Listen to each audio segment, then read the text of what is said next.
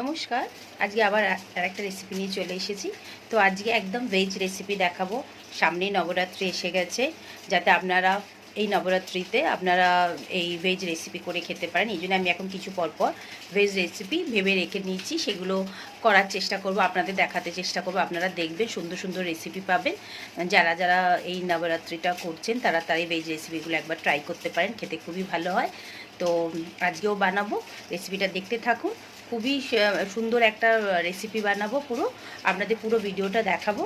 আর আমার Facebook page chef Suparna Karki, সেটাতে গিয়ে আপনারা নিশ্চয়ই ভিজিট করবেন, গিয়ে আর সাবস্ক্রাইব করবেন, কমেন্ট করবেন, লাইক করবেন।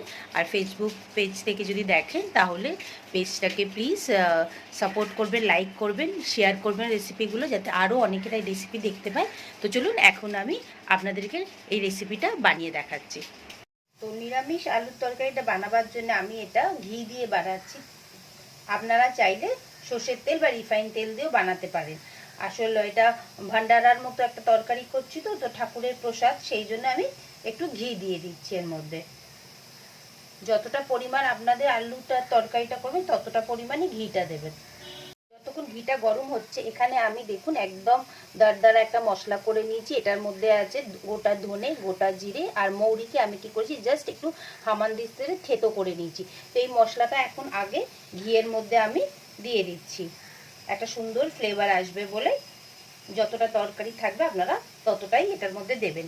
দিয়ে এবার মশলাটাকে ভালো করে আগে একটুখানি নাড়াচাড়া করে নেবো। একটুখানি মানে একটা ফ্লেভার এসেই যাবে, ততক্ষণ এটাকে একটুখানি, আর গ্যাসের ফ্লেমটাকে মিডিয়াম করে রেখেছি এখন আমি। এবার এর মধ্যে আমি গ্রেট করে নিয়েছি আদা।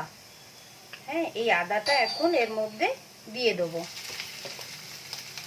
আদাটা কিছুক্ষণ নাড়িয়ে নিয়েছি। এবারে আমি এখন এর মধ্যে একটু হিং দিয়ে দিলাম। হিং দিয়ে আবার ভালো করে নাড়িয়ে চাড়িয়ে নিচ্ছি। আর অল্প একটু কাঁচা লঙ্কা একদম কুচো কুচো করে কেটে রেখেছি, সেটাকেও এখন দিয়ে দিচ্ছি। সব 1 মিনিট করে নাড়াচাড়া করতে থাকবো।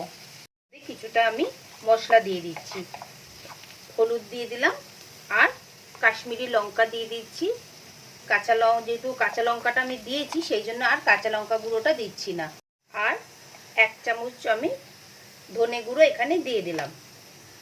প্রত্যেকটা মশলাকে আগে আমি ভালো করে ভাজা করে নেব।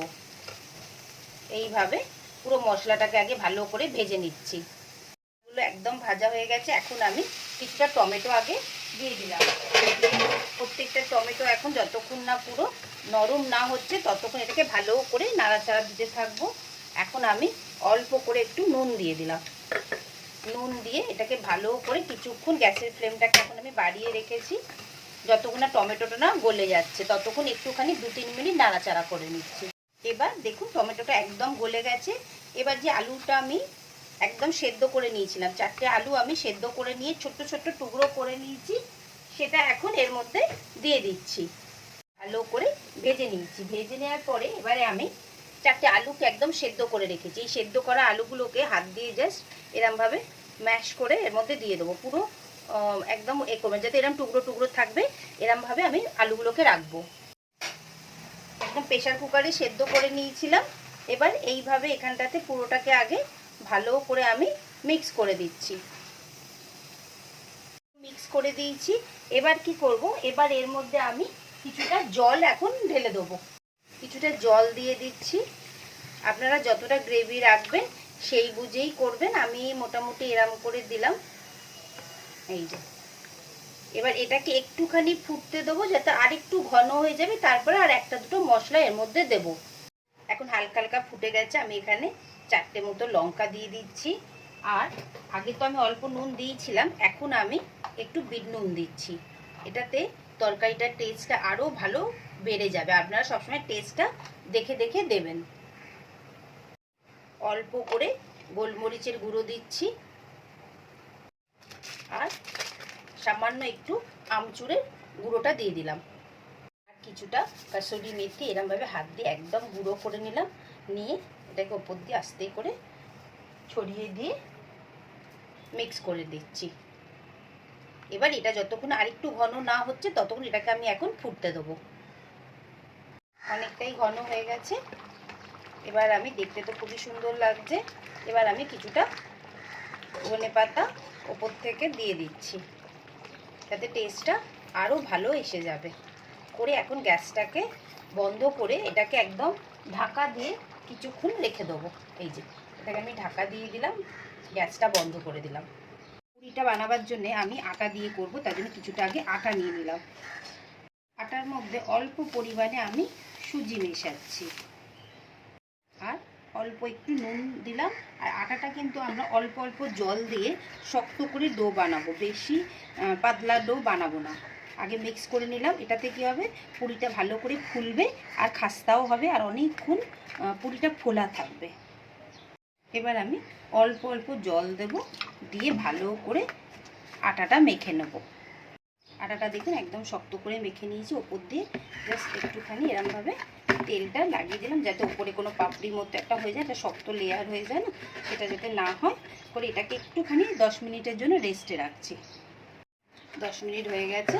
এবার এখান থেকে আমরা এখন ছোট্ট ছোট্ট আগে লেচি করে নেবো। তার আগে একটুখানি এটাকে আর একবার ভালো করে মেখে নিচ্ছি। এবার এরকম ছোট ছোট এখন লেচি করে নিচ্ছি আমি। এবার আমরা পুরিগুলোকে বেলে নিচ্ছি। আমি তেল দিয়ে বেলবো, কেন আটা দিয়ে যদি আমরা বেলি তাহলে তেলের মধ্যে না ওই আটার গুঁড়োগুলো তেলের মধ্যে সব যায়। আর যখন আমরা এই পুরিটা খাবো তখনও দেখবেন ওই লুচির পুরির গায়ে না ওই গুঁড়ো একটা আটা আটা থাকে।